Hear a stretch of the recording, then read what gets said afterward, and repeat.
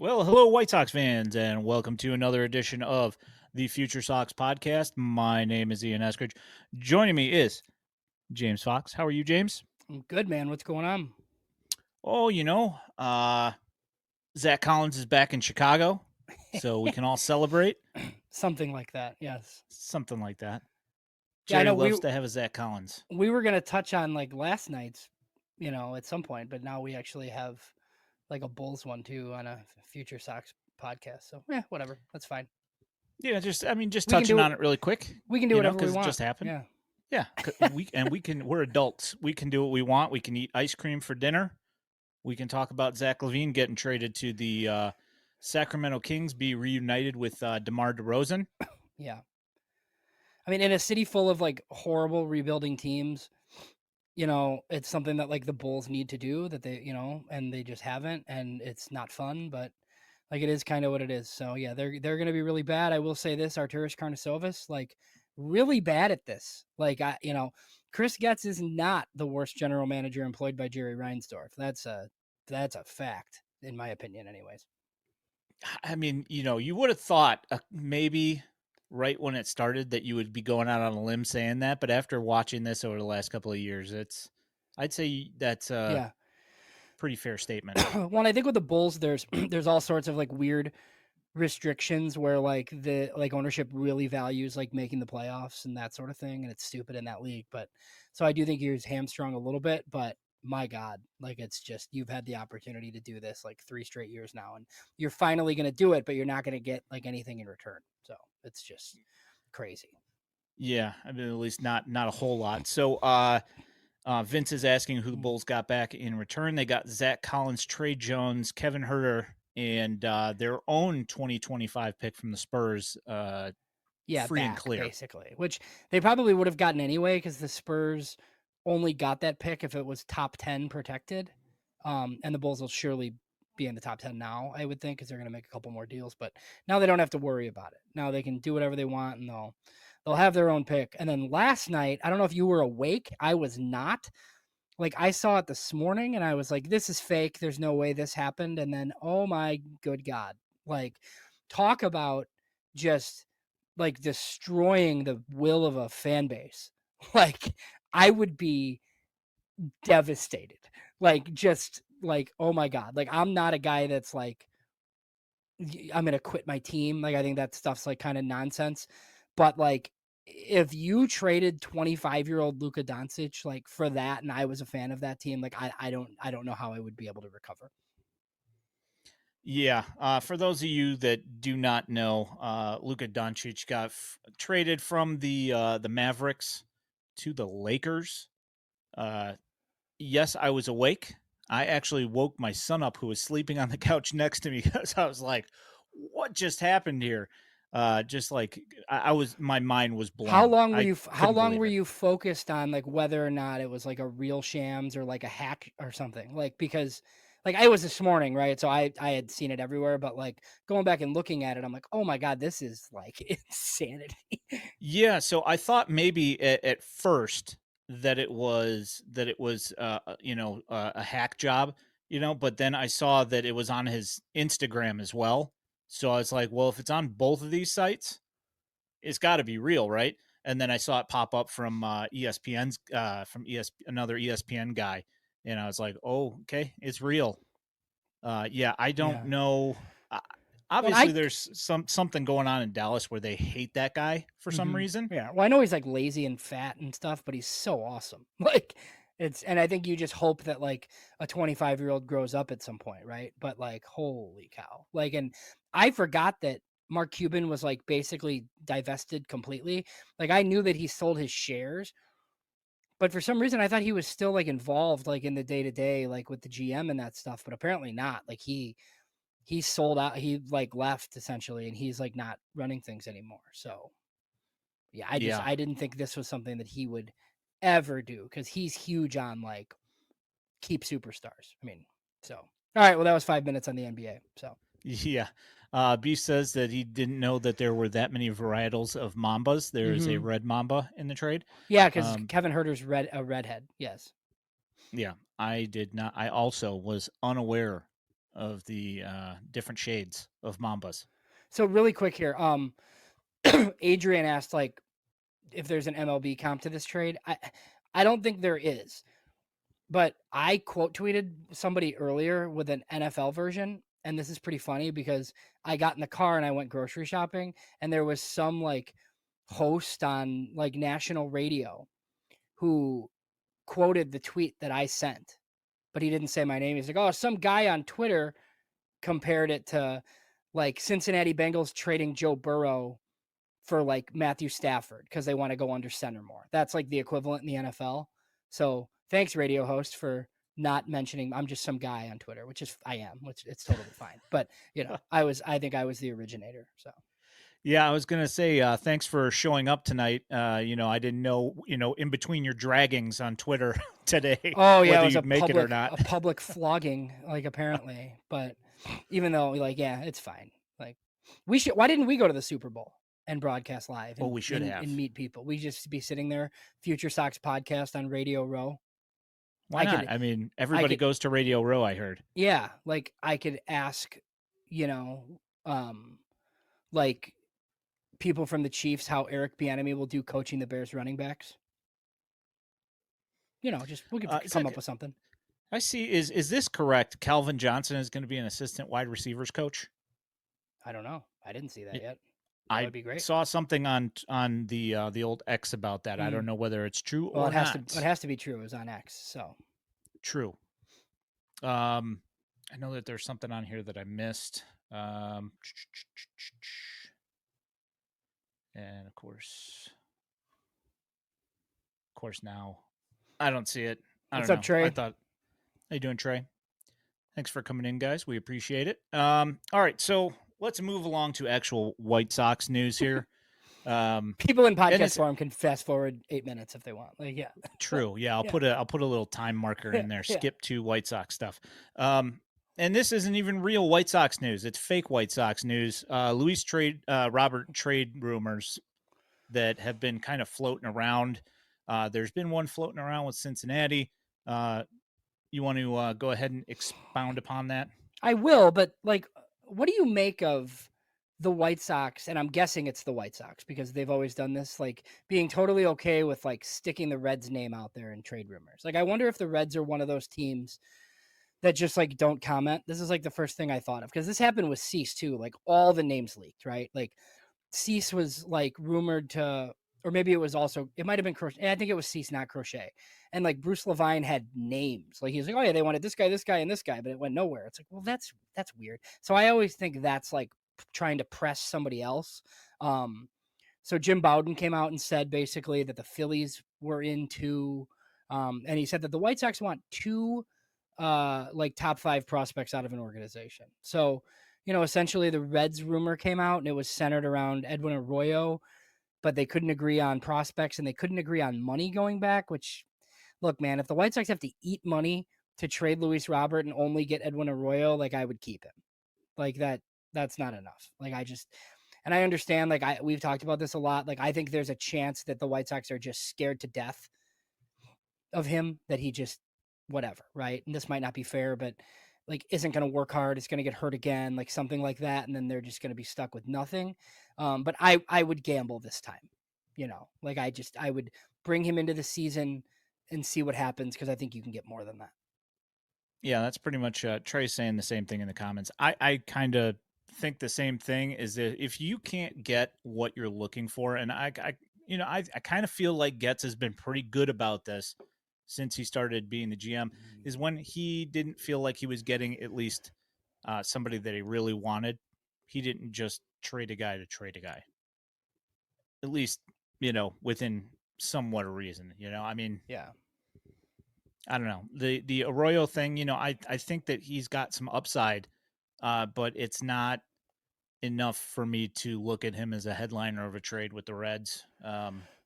No, I mean if that's like one of like 3 players you get back or something, like fine. I know he was hurt. Like the White Sox sat on the AFL, so I'm sure they think that Arroyo sticks it short, and he's like a decent gamble. He's still pretty young, but I mean that just can't be like you can't eat money and get Edwin Arroyo and be like, yay, like we sold Luis Robert. Like that's That's crazy. This question from Vince about 2023. So like remember like Chris Getz took over like what Han and Rick and Kenny did the trade deadline and then they were fired like a couple of weeks later and Getz was hired in September, I believe. I just trading him that winter with 4 years of control after like a rock star year, I just think would have been really hard. Like my guess is the expectations were sky high in a deal as they should be, right? Like 4 years of control for a guy that just came off of like a 38 homer season. Chris Getz likely thinks like, hey, we'll bring Robert into the season. We're likely going to be bad, but he'll be good and we'll deal him, right? And then he had the bad season, and now he has 3 years of control, and now you're in the position you're in. So I don't really blame them for not trading him sooner. It's really, really hard to trade guys that are that good with that much control left because you just like the cost is just totally prohibitive. Yeah, the amount of value that you're going to get back is generally not going to, at least with the production that he had in 2023, the return you're going to get is not going to offset that unless every single one of the guys that you trade for hits. That's pretty much it. Yeah, because it's definitely a sell low or like a sell okay situation. Like nobody would have been happy with that. Like if Chris Getz trades Luis Robert at the 2023 winter meetings, like after like 2 months after taking over, like he would have been murdered. Like maybe literally. Like yeah. I mean, 2 months until the season happens, and then he plays the first, 10 games, and then he's done for 2 months, and then Yeah. comes back and is underwhelming. That's the only thing I can look at and say, well, yeah, he might get killed right off the bat, but then after that, Mm-hmm. if he had the 2024 season and you sold high on him and got a bunch of stuff, Yeah. you know, I mean, I will say this, and like I'm pretty convinced now though that they, if it's up to them, I think they would trade him before the season starts. They're not going to make a bad deal that or something that they think doesn't make sense, but I think they would prefer to trade him because I don't think they trust him. Like I'm sure they have, he might go into spring trade. Could be a cease deal where he goes into spring training and he looks really good, and outfielder gets hurt or something, and once a team sees that he's healthy, I will not be surprised if he's traded in March and he never even suits up. But, it doesn't mean they have to rush and do it right now. yeah, that wouldn't surprise me either. Just judging by how things generally tend to go, but we'll see here. I think it's kind of one of those things where who really knows at this point. Yeah. Vince, because Um, I don't think so. Vince asked, like, why would he have been murdered? Because I don't think they would have gotten enough if they made the trade at that time. Like, yes, they would have gotten a lot more than we think they're going to get right now, obviously. But at the time, I think we all would have been underwhelmed if he actually made a deal. I mean, depending on who they got in return, but yeah, I have to agree that if you traded him coming off of that year, it would have had to have been an astronomical haul for everybody to not just immediately just be completely coming to 35th and Shields with torches and pitchforks, Yeah. Yeah. Well, there's Um, that. So, okay, all right. So, do you want to move to the prospect list here because there's quite a bit to talk about. yeah, some interesting stuff this week. Yeah. So, I'm gonna go ahead and move us over to this screen over here. And for those of you that are listening to this in podcast form, we have some infographics that are up here on the screen that if you want to hop over on YouTube at some point and take a look at, you'll hear us talking about it, but obviously you can't see it. The first one I'm going to bring up here is the Kiley McDaniel's essentially top 200 because he did a 1 through 100 list, and then he also later added on like the next day added 101 through 200. And I'm just going to go ahead and bring that up.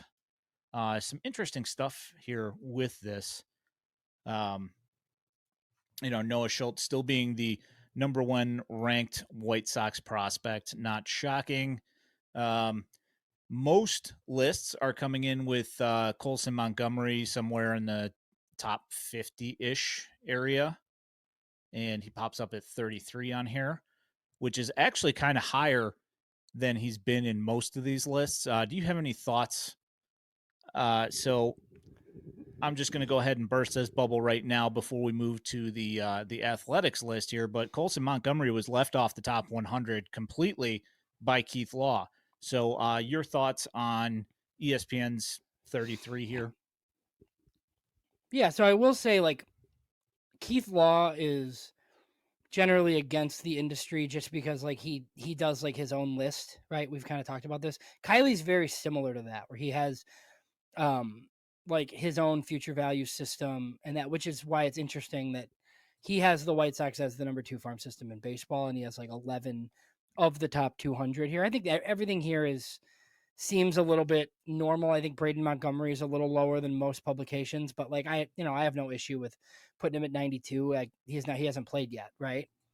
Obviously, like, I think Jacob Gonzalez is way too high. Um, Kiley must really value the fact that Jacob Gonzalez is just going to play short. I mean, I think he can play shortstop, right? I think regardless of like whether or not he hits at all, he hits left-handed and he can play shortstop, which can't be said about a lot of these guys. And then like Grant Taylor's super low. I think he's going to be in the top 100 like a couple of months from now once he actually pitches at Winston-Salem. And then some people have Chase Mydroth like a lot higher than this too, like other places. So I think this is pretty normal. I think it's a positive that, and I know we're going to get into the other part later, but that they're just, it's the number 2 system at ESPN. I think that's good. I know that, they had a top system before and it didn't work. It doesn't mean it's not going to work this time. It's just, it's better than being 20th, right? Like, wouldn't you rather be second than 20th? So I think, they got a lot of interesting guys. I respect Kiley McDaniel quite a bit, and the work that he puts in. So, it's kind of excited to see this one. Yeah. So, and some other interesting things in another article that Kiley popped up on ESPN is he has some guys who he has like some like predictions slash possibilities for some of these guys, and he has Chase Mydroth as a possibility for the 2025 Rookie of the Year, and also for winning a batting title in his career. So I find that pretty interesting that he's got, I mean, he's got him at 199, so he's at least acknowledging that there's definitely a skill set there. Now, whether it's an elite skill set, obviously remains to be seen, but at least he's throwing that out there.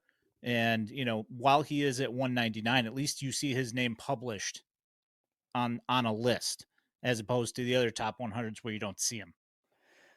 Yeah, no, I mean, it's a pretty good third piece in a deal, right? I feel like this is a guy that I don't know that he's necessarily like forgotten about because we talk about him, but I mean, even in the infield mix, and we have people on and we talk about like what spring training is going to look like and that sort of thing. Like, he's not on the 40 man, so they literally have to make a move if he's going to be on the 2025 team. I mean, I do think we'll see him because I don't know what much he has to prove, like at Charlotte after doing what he did in Worcester. Yeah, I think that's a guy that I always kind of forget about, right? Like, I start thinking of the infield. I'm like, well, they clearly want Colson at short, and I think they're going to give Vargas more run, and they signed Rojas, and oh yeah, they have Chase Mydroth too. Like, it's just always like I kind of forget about it. Yeah. To answer Vince's question here, he says, so is Gonzalez already a total flop? Can he come back and become a decent prospect? Here's my thoughts on this, and take it for what it's worth. But there was an injury last year that was kind of lingering and wouldn't go away. And he wasn't even supposed to play in the Barons playoffs at all. And he did. And he hit like 425 or something like that for the playoffs with Yeah, some really key important hits, including a home run. yeah, So, yes, I think that it's possible that he can become a guy. But it looks, the optics on it aren't great. And as Howard mentioned earlier, said that the Sox wanted Matt Shaw, but the Cubs took him ahead of him.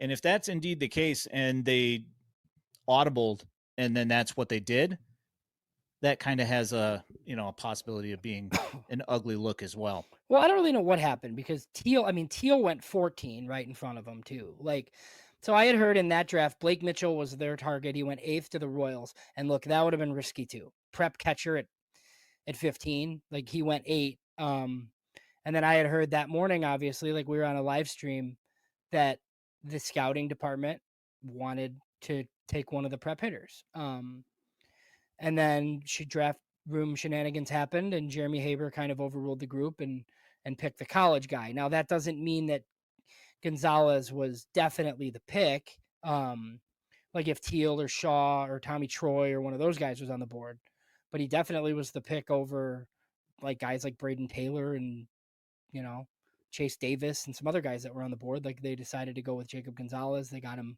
600K under slot. It allowed them to take Grant Taylor and do some of the other things that they did. So we'll see. I mean, look, I think Jacob Gonzalez plays in the big leagues.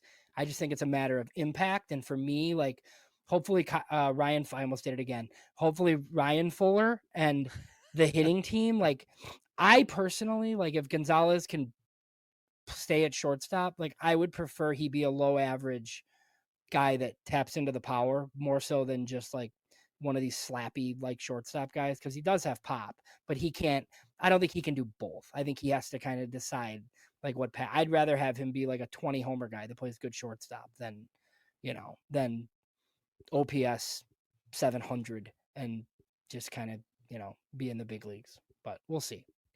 I would imagine he goes back to Birmingham, and then we'll see from there.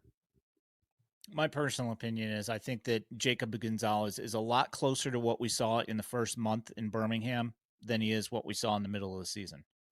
And if you guys don't remember, in the first month that he was in Double A, he absolutely torched Double A, and then he had a slump, which, from what I understand, was tied to an injury. But again, we'll see what happens this year. Should be interesting. Also, one of the other things that Kiley McDaniel suggested as a possibility for a White Sox prospect, he said becoming an elite closer, he has Grant Taylor listed as that. Mm-hmm. So that's another interesting thing. We'll see, kind of how that whole thing works out with him and what kind of role they expect him to be in. And I would assume that they probably want him to be a starter until he can't be. Yeah, you would think so. I mean, that wouldn't happen unless the same kind of injury issues happen again, like this year, where he just doesn't throw many innings at all. And he's just like one of these guys who is nasty and in shorter stints. I mean, he doesn't have Peyton Pallette on this list, obviously, because he's like a definite reliever now. But I mean, I wouldn't be surprised if Peyton Pallette's like the closer this year at some point. And then obviously Jairo Iriarte is listed on this list. They have a lot to work on with Jairo Iriarte because they want him to like improve his fastball velocity and kind of turn more into the guy that they traded for than the guy that they had last year. But he's another possibility for high leverage relief, like if it doesn't work out. Yeah, since he moved to the bullpen, he has been absolutely filthy. So ESPN number 2, Yeah, pretty good. second ranked system in baseball behind the Dodgers, and he made a note in there that the White Sox will be the number 1 system by May. I'm guessing because Sasaki won't be prospect eligible anymore, is my guess. But it's like a technicality probably.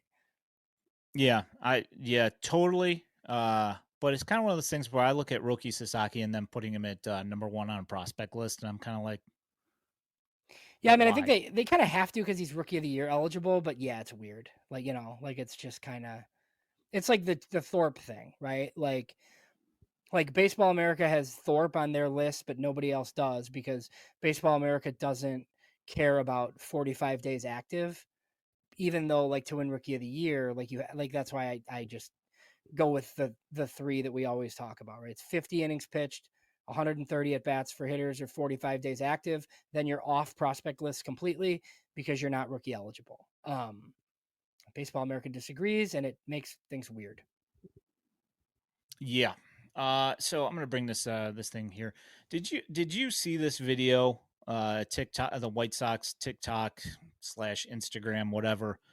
Players, if they know a phone number from this "Kiss Me Through the Phone" song. I do not. I mean, I think I saw it, but I didn't like click on it and watch it. Yeah, I don't think I've ever heard that song before, so I had no idea what it even was. I still don't know what that song is, Hmm. and I think I'm okay with that. That's not the type of music you're usually mixing on weekends. Not so well. I mean, sometimes Yeah, you'll have. I bet. actually. How long until you have like a dad band sing that song Oh, in it your would have to be. presence? I mean, it would have to be like what's that Rebecca Black song? Yeah, You yeah, know, like yeah. Friday or like hmm Call Me Maybe. It would have to be that huge Yeah, for one of those bands to play it. to do it. Yeah. Yeesh. All right, let me go ahead and kill this one here. All right, so here's the one that's been out for a little bit, just so everybody can refresh their memory. You got Noah Schultz at 16, Kyle Teal at 32, Hagen Smith at 34, Colson Montgomery at 39, Braden Montgomery at 55, and Edgar Caro at 66. This is the MLB Pipeline Top 100 by points because they haven't put out a system ranking on MLB Pipeline by prospect points by where they are in the top 100. The White Sox have the number one system in Major League Baseball. Yeah, it's pretty interesting. And I don't think they just do a straight like prospect points like you're the top system. I do think they look at the full 30 and count the depth and this sort of thing. But I mean, I think it's pretty clear the White Sox are going to have a top 5 system at MLB Pipeline. They're not the highest on Schultz. Schultz is 16. I think he's 10 at Baseball America. I think Teal, Smith, and Colson are right in range of where they are everywhere. 55's um, what pretty positive on Braden Montgomery, and this is the highest Edgar Caro is too, I believe, 66, right? Yeah, so I'm going to bring this up here from Doug.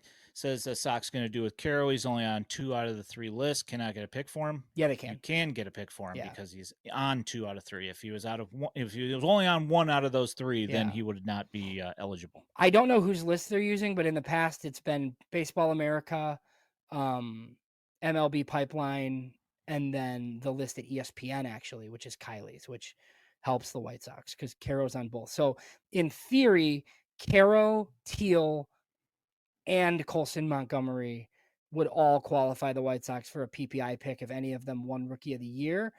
But there's all sorts of parameters as far as like how much time they have to spend in the big leagues.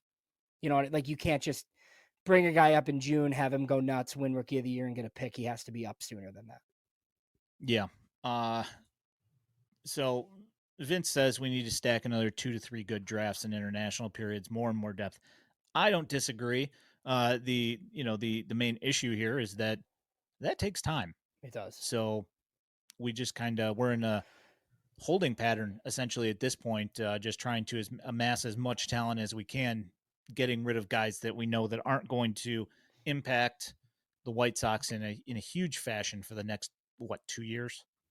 Yeah, and I think it is like I don't know how quickly they're gonna rush some of these guys to the big leagues, but I mean, it's very top heavy. Like the depth is better, but they're up this high because of the depth, right? So, if 2026 all 6 of these guys are on the big league team, if you don't develop like George Wolkow, Caleb Bonham, your upcoming pick in this next draft, the Robert return, you know what I mean? Like you could easily fall back into the 20s again, like if you're not developing players and stacking, right? So that's just these things like kind of go in cycles. Yeah, I'm gonna. So did you see this? What is that? Max, he's asked for thoughts on the Levine trade. Go ahead and listen Yeah. to the Yeah, we did it first 8 minutes of the we did it podcast earlier, here. Max. Yeah. Let's see here.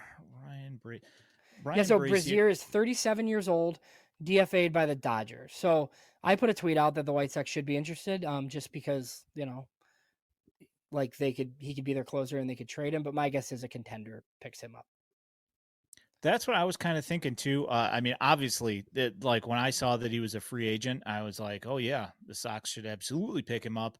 The problem is that he'd have to want to sign here, and I don't see why. It's not like he's a redemption project here. He's somebody that dominated last year. So he should be getting a major league spot out of the gate with a decent team. Yeah, no, I know. I mean, the Dodgers, I know for a fact that the White Sox have been like monitoring the Dodgers, just like kind of looking for some of their like young pitchers who are hurt, who are on their 40 man, because they're just in a huge roster crunch where they would love some of these guys. Like there's like Emmett Sheehan and just a whole bunch of arms that like aren't going to factor in for them. But the Dodgers have found a way to not really DFA any of those guys. They've been kind of dumping veterans again, and then they'll just 60-day DL all those guys. It kind of seems like. To have that kind of a roster and to just be able to continue to do things like this and it doesn't seem to really phase them at all Yeah. is it's just insane.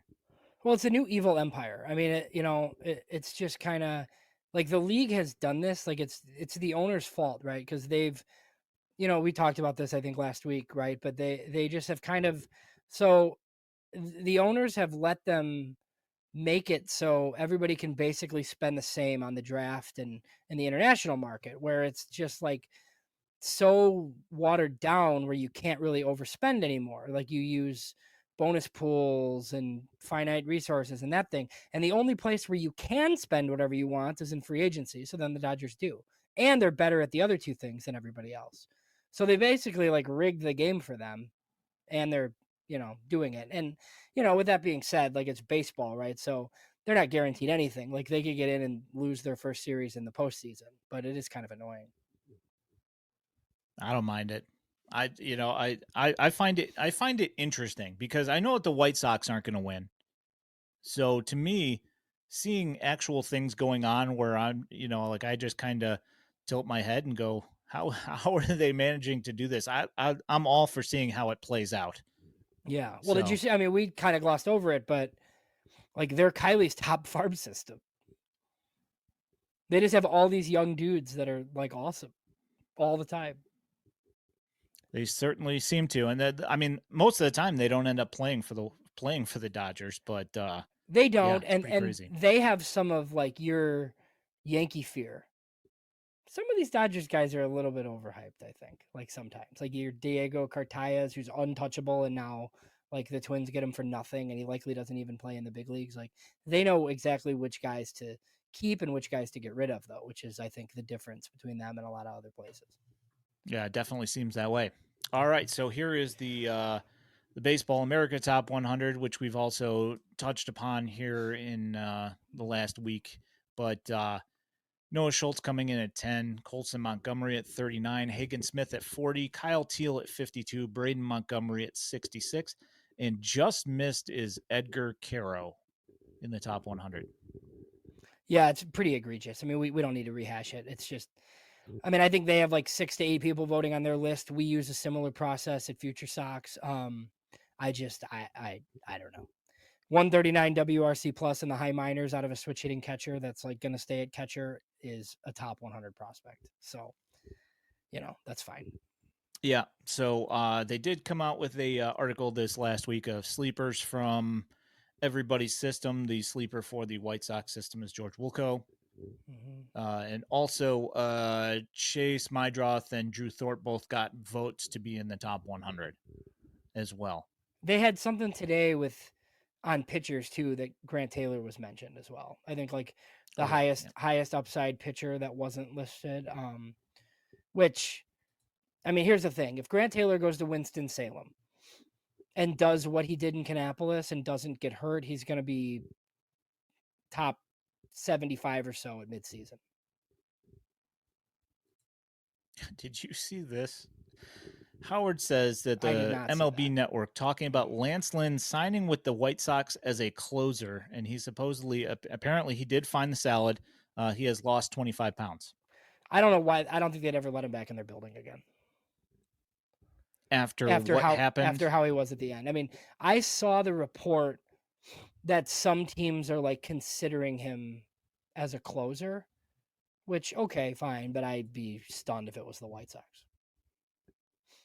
I could see Prelander Baroa being a closer with the White Sox for sure. Yeah, I could see that too. At least giving him a shot this year with it.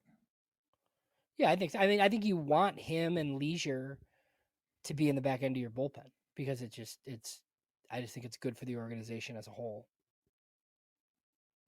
Hmm. It's better than like having Justin Anderson be the closer or somebody's like, that you're like not going to really get anything for anyway. Yeah, that's my thought as well. I don't see them going with a Justin Anderson or something like that. At least I hope not. Yeah, I don't know. All right, so here's where things get kind of weird. Keith Law's top 100. Um, no Colson Montgomery at all in the top 100 players. We had this discussion off stream, but we were trying to decide what was a bigger snub, Colson Montgomery not being in the top 100 or Edgar Caro not being in the top 100. And on this list, he's got Caro there almost in the top 50, but Colson is nowhere to be found. Yeah, and so I think Keith has just gone a little bit too far the other way. I mean, it's his opinion, obviously, and Keith is usually pretty good, like like guessing the outcomes of position players, which maybe shouldn't make us feel that great. But he did see Colson during some rough times. He thought he looked stiff after the back injury. Thought the back looked slow. Doesn't think he can play shortstop. So, I mean, look, if he thinks that he's not going to be like a power hitter and he thinks that he can't play shortstop, then I mean, I guess I get like some of the issues. Like if you think he's a third baseman and he's not like a 20 homer guy, then maybe he's not a top 100 prospect. But it just deviates so far from like what everybody else thinks at this point that it's like a little bit tough. And I will say, so this is pretty funny too, like in a different manner, because Keith Law has been very positive about like Chris Getz in general and taking over and some of the people he's hired, whereas Kiley McDaniel has panned it like completely. Like he thought it was a terrible hire and they should have went outside and it like lacked upside and whatever. And then Kiley has him as the number 2 system and Keith has him 12. So it's just kind of funny. Totally bizarre. 12th ranked farm system. The other publications have been 1, 2, and 3, and Keith Law 12. And I feel like the White Sox depth has obviously gotten better. So seeing them all the way almost in the teens is pretty crazy. Well, and I think his just missed is significant. Like this is where it doesn't make sense to me, because if you think Sean Burke is that good, then I would think that you would have their system ranked higher. Because I think Sean Burke is a guy that, like, even for us, right? Like we're gonna do our list in March. And like I don't know where he's gonna be, but the thing with Sean Burke is like he really rose up these prospect lists, and then he was like on the shelf and done, and he basically didn't even rank for us. And like we thought maybe he'd make it back as a reliever. He came back at the end of the year, started. He like he might have the highest upside of anybody in their starting rotation in Chicago. So like we probably do need to consider Sean Burke like in the 9 to 15-ish range. But I feel like he's another one of these like forgotten guys. Yeah, when we did our top 30s last year, I was the only person that put him in the top 30. And I only did it because I didn't want to pronounce him dead. But at the same time, we hadn't seen him pitch in like a year. So, the wonders of, what, like the last 2 months of the season this last year, Right, showing exactly. that he still got it. Yeah, so I'd have to look and see how many. So he threw 19 innings last year. It's what, 50 innings for a rookie? Yeah, so he's rookie eligible. I mean, so 19 innings. I don't know how many days active, but I mean, it definitely wasn't 45. It has to be what, So 100? no, 45 days active, and you're Hmm. not like a prospect anymore. So I mean, yeah, he's got 3 options. He's only got 19 innings. So yeah, I mean, he comes in. I mean, Sean Burke could be awesome and win rookie of the year too. You're not going to get a draft pick for him because he's not ranked on any of these lists. But um, yeah, he definitely qualifies. He's somebody that we have to consider basically. Stever got DFA'd, didn't he? Or he got released? He retired, I believe. But Retired, yeah, that's what it was. yeah. So he was DFA'd off the 40-man like last year and returned, and was just like in the minors, obviously. Yeah, shoulder injuries just destroyed Jonathan Stever. Yeah, that was tough. Because he looked promising right out of the gate, but then Yeah. it's like we'll never know probably Mhm. uh, whether his downfall was related to that shoulder injury initially, or whether he just had he ran into a you know scouting reports and they figured it out. So uh Max asked when Colas is going to be gone. I mean, I mean, if they sign another outfielder, I mean, he's probably next on the list. I don't know if they like want to play him in spring training and then like maybe trade him for anything they can get, or whether he's just going to get DFA'd and be gone. I don't know, but he's definitely not in their plans. So yeah, that's not a great one. Wolf had a question on Thorpe too. Like, I don't think anybody really knows. I know recently the Sox Machine podcast kind of talked about this. James Fegan, after seeing him at Sox Fest Live, just kind of said like, he just had the cortisone shot and he was supposed to start throwing like this week. So my guess is we'll get more info when pitchers and catchers report. To the point where like if Thorpe is fine, like he could start with the team and just not start until that second series or whatever. But I do think they might just slow play him and start him in AAA. But hopefully it's something where he's okay and he's pitching, and there's no structural damage. So I don't really want to jump to conclusions, but it's not great that he has something, obviously. Yeah. So Beef says that seeing the top 200 from Kiley was pretty awesome. I wish all these spots would do that, even if they didn't overtly rank 101 through 200. Just put the group out there that would be in. I agree. I Yeah, I do yeah. enjoy that. I think it's cool. And Beef, one thing we said, like, so he does his whole like future value system, obviously, so it's easy to do.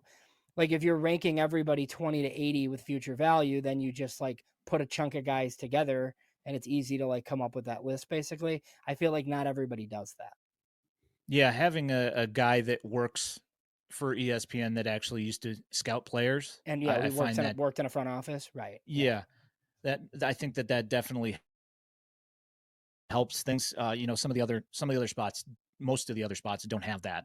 So No, and I know like Jim Callis is a buddy of ours, but they do a ton where they'll like put a list together and they'll reach out to like a million executives and scouts and stuff to try to get like a consensus like before they make their list, because oftentimes Jim will come on with us, and whether it's talking about the draft list or an individual list, like very much disagree with what MLB Pipeline has actually published, like if it were his personal list. So I mean, we just saw the same thing with Carlos Collazo and Ben Badler. Both said that Kiro was on their personal 100s. So I mean, I don't really know how that happens, but it's kind of interesting. yep, it is interesting, especially when it's those two guys that are saying that he's on the Right. top 100. It's crazy. So Adrian asks about 2026 free agency with Robert Jr. most likely being traded at some point this year. Do you think there'll be players for somebody like a Cedric Mullins with the Orioles to fill center field? I mean, I am fascinated by this, and I put it on Twitter this week, and people got very mad at me because Jerry Reinsdorf sucks and the White Sox are doomed forever. But no, I mean, look, I think like they're going to trade Robert this year. I don't know if they can trade Andrew Benintendi, but if they can, they will. Those are their last two contracts on the books, like ever, for anything. So if those two guys are gone and the money's gone, literally coming into the 2026 season, all they have are ARB and pre-ARB players, which means a payroll of like under $15 million, which means, yes, they have to spend. Now, you know, I think that's a year where it's still a lot of prospects. Like hopefully we know more about Teal and Caro and Colson Montgomery, and you have a young rotation with Noah Schultz and Hagen Smith in it, right? So like, is that the offseason where you're filling in holes with stopgaps again? Because it's very likely the following winter, like there's going to be a work stoppage, or do you start adding some real pieces? I probably lean on the former. And then after the collective bargaining agreement comes into play, like then there'll be real players. But look, guys, like I have no reason to believe that they're not going to be players in free agency. Is it going to be like what we want? Like, probably not. Like, are they like, I would bet against them being in the market for these $350 million players just because of who the owner is. But like, they literally have to spend money at some point because they're not going to run a payroll of $15 million. So, I mean, in an ideal world, like, you have enough homegrown players that are on your team and then you fill in the gaps. But I mean, if Jerry's gonna let you spend $150 million on payroll again at some point, like that's you could bring in a lot of guys. Like I just they have to spend at some point because they literally don't have a choice. I just So don't know when it's gonna be. yeah, but here's my fear and thought on this whole thing is so as it was mentioned in the comments a little bit higher up that the Dodgers have an absolutely absurd uh, regional sports network that's giving them astronomical amounts of money. As it's well known, the White Sox have started their own TV channel with the Blackhawks and the Bulls, CHSN, which has not been rolled out very well, and people still can't watch the Bulls or the Blackhawks right now because they can't get the channel and they don't want to pay for the app. And another big issue for me personally is that that app is not available on Apple TV. You can only get it on a phone. That's a big issue. If I want to watch it at home on my TV, I don't want to be casting it from my phone to my TV. Like that's bush league. You can't get the app on the TV. I didn't know that. Not on Apple TV. Oh, I mean, you might be able I to get wonder it if I like can on my Fire Stick if I could, but I haven't tried yet. possibly. Yeah. I'm just going by I've searched it up in the App Store and it does not exist. That's a problem for me. But the White Sox do not have that huge amount of revenue coming in from their RSN. They don't. So what is going to end up being that line in the sand that Jerry Reinsdorf and the committee draw payroll at? Like, what can we expect the White Sox to actually spend at this point? I don't know. Well, the payroll this year is like 80 million. So if it's 80 million, they have like 80 million to spend because they literally have nothing on the books is my point, and like it's just kind of like, okay, you're gonna have to spend at some point because they're not gonna have a team with all pre-arb contracts. Like they're not going to. That's like not a thing. I mean, when Chris Getz was on that recap podcast, he kind of answered that he thinks he will sign $100 million player, which, I mean, come on, like it's like not even something that we should like be like praising them for. It's like so ridiculous, He's just saying that somebody will be $100 million player. It doesn't mean that it's not a 10-year, $100 million contract. I know, like it's just so ridiculous. So soon, no. I mean, like next off season, will they sign some players? Like maybe. I think it depends a lot on how this year goes. Like to be honest with you, and I think next off season will be weird for a lot of teams that are already bracing for a work stoppage in the winter of 2026. Yeah, I don't know. We'll see. I think that's going to be a interesting thing when the White Sox clear some of this. I mean, I'm not even going to say clear this payroll space because it sounds absolutely ridiculous when their payroll's so low already anyway. But when some of that stuff frees up and they figure out what they're going to do, I'm interested to see what that number is going to end up being. Where is I saw another. Saw one more on here. That's the one I wanted. Howard says, I read somewhere that Bonham might maybe switch to center field. Yeah, I mean, I haven't seen that. That was mentioned last week too. Was it Howard too that mentioned it last week? But I mean, we'll see. I mean, he like, I heard he looked good at shortstop, like in instructs. So I don't know why you'd move him to the less valuable spot, but I mean, I guess we'll see. I mean, I think he probably starts in Arizona, is too good for Arizona, and ultimately ends up at Kannapolis like Wolko did. We got a couple months to figure it out though. Yeah, I do remember hearing it as well somewhere. I just don't remember who it was that I heard say it. It might have been MLB Network or maybe Carlos Collazo or something. Um, but I definitely did hear somebody mention that they thought that maybe he possibly might be moved to the outfield up the middle. So I don't know. I guess we'll see. Yeah, we will. I mean, we're gonna figure it out here pretty soon when all these guys are in camp. Yeah, and I mean that's going to be something interesting. I mean, we have the list. I haven't compiled the list as to where everybody fits on the depth charts here for spring training, but there's going to be a lot of guys vying for not many positions, and I don't know. I mean, to me it feels like they're competing due to talent, and it's not just the White Sox bringing in a bunch of for the most part a bunch of old guys that don't belong anywhere. But there's something like 90 something veteran free agents that are still out there. I wouldn't be surprised if we saw another one or two get invited to camp. Yeah, and I'm curious to see what spots those would be. But yeah, no, I mean, there are a ton of free agent players that are going to be taking no money who weren't really prepared to do that. I will say we could do this now. I think what we're gonna with the Super Bowl next week, we're gonna record next Monday. And I think Sean Anderson of CHGO is gonna join us. You know, somebody at CHGO still likes me apparently enough to come on the show. We're gonna do just some spring training battles and roster stuff with him. Yeah, I don't think we'll be having Adam Hogan, but Sean Anderson. That sounds good. Yeah. Oh, so Howard brought up the magical thing. I was going to talk Cubs really quick. How many middle infielders do the Cubs need?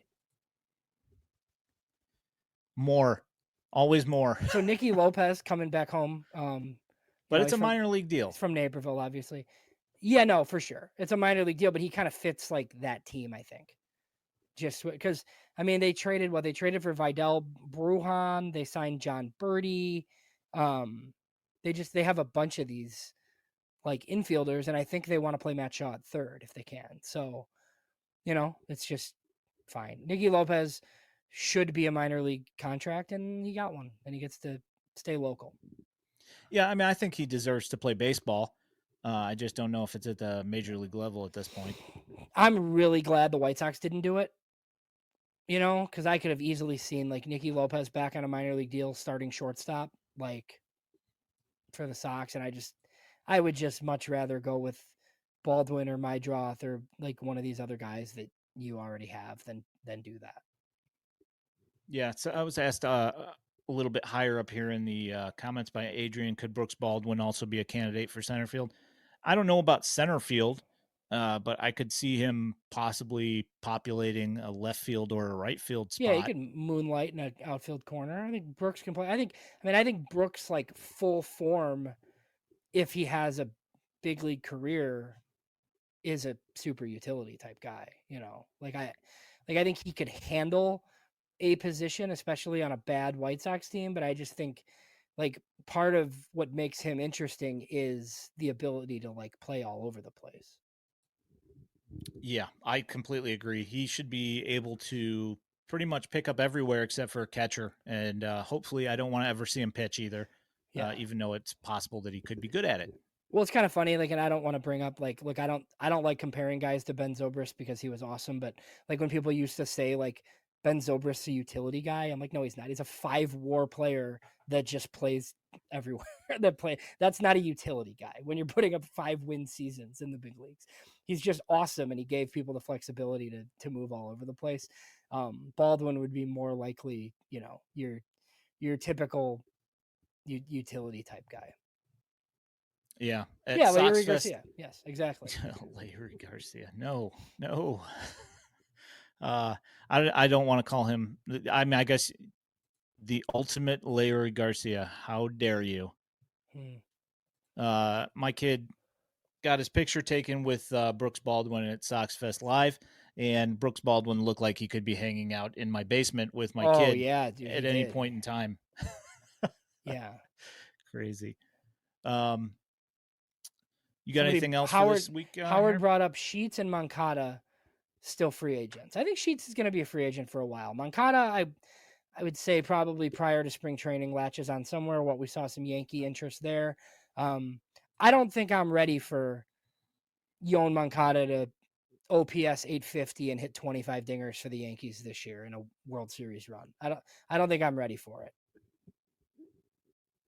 I mean, you could totally see Moncada coming in and doing The something if they could manage to keep him healthy. Yankees third baseman and 7-hitter just having a career year, 100% could see it happening. I was thinking about this yesterday, actually. So the Yankees no longer have Soto. I mean, they made it to the World Series last year with no Soto. I feel like their road is significantly more difficult to get to the World Series. I think the road is more difficult to like win the East for sure.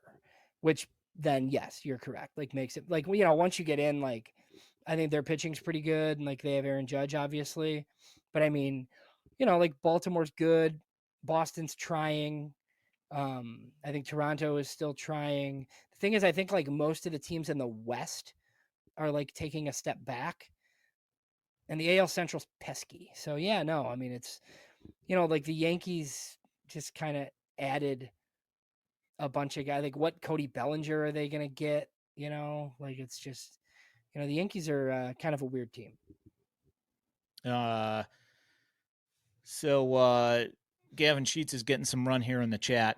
I saw Sheets could be a good fit in Baltimore. Seems like a Pirate signing. Beefloaf asks, does Sheets speak Korean?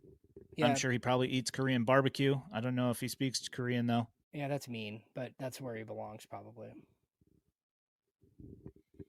Yeah, that kind of has one of those like that flavor of like Dion Viciedo type thing, where he goes there and is allowed to hit for contact and just runs into some home runs and becomes a I mean, he could do useful member. I mean, he could be really good, I feel like, in Korea. Like that's he could build a great career for himself there and be like a DH in Korea. So yeah, I mean, or if they, imagine if they allowed him to actually play first base. I would have rather had him there than Vaughn. Yeah, as an actual first baseman because he's the size of a first baseman. Yeah, so it was brought up in the chat, but Jack Flaherty did. He just went back to the Tigers on a 2-year, $35 million deal. Did he? Yeah, that's not bad. He was pretty good last year. Way to go, Jack. We're all proud of you. Max L was the first one that mentioned it here, and then it's on Twitter now. So credit goes to Max L for breaking the story. All right, so I'm gonna walk us out of here, James. All righty. All right, outro. You guys have been listening/watching the FutureSox podcast. If you are listening to this in podcast form, know that you can find us every Sunday night at 8 p.m., except for next Sunday because we're not going to compete with the Super Bowl on YouTube and the Purple app. You can also find this podcast along with all our other written content at FutureSox.net. If you are looking for White Sox prospect highlights, you can find them on X at FutureSox and now also here on our YouTube channel. If you love the content and want to support us here at FutureSox, there is a link to our Patreon in our channel description and at FutureSox.net. You can also toss up a super chat on our YouTube stream. Also, don't forget to like this stream and subscribe with notifications so you know when we're going live while helping us in the World Wide Web algorithms. My name is Ian Eskridge at Daily White Sox. He is James Fox at JamesFox917. We appreciate all you guys. Thanks for coming and hanging out tonight, guys. We will catch you guys next Monday. We appreciate you guys. You guys are the best. Have a great night. We'll talk to you soon.